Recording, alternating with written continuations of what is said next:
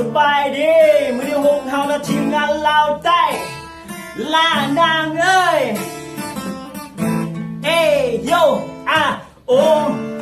โอโอโอล่านางเอ้ย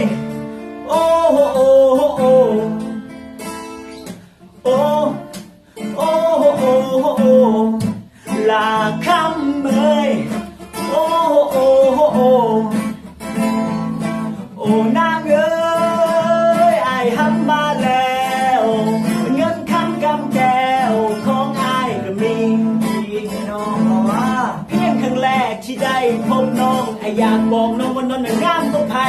เห็นน้องแล้วหัวใจมันละลายอยากเข้าไปหูจังไอ้อยากเข้าไปทักทายผู้สาวน้องเป็นคนบ้านใดแล้วผิวพรรณของเจ้ามันขึ้นมางามสดใสเวลาน้องที่มันขึ้นมางามแบนไอ้อยากได้น้องไอ้อยากได้น้องมาควงแขนเห็นน้องแล้วน้ำอายมันแตกบ่แม่นเรื่องแบบที่น้ำลายมันไหล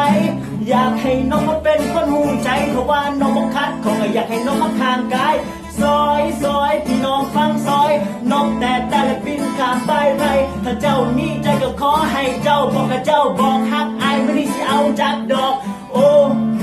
โอ้โอ้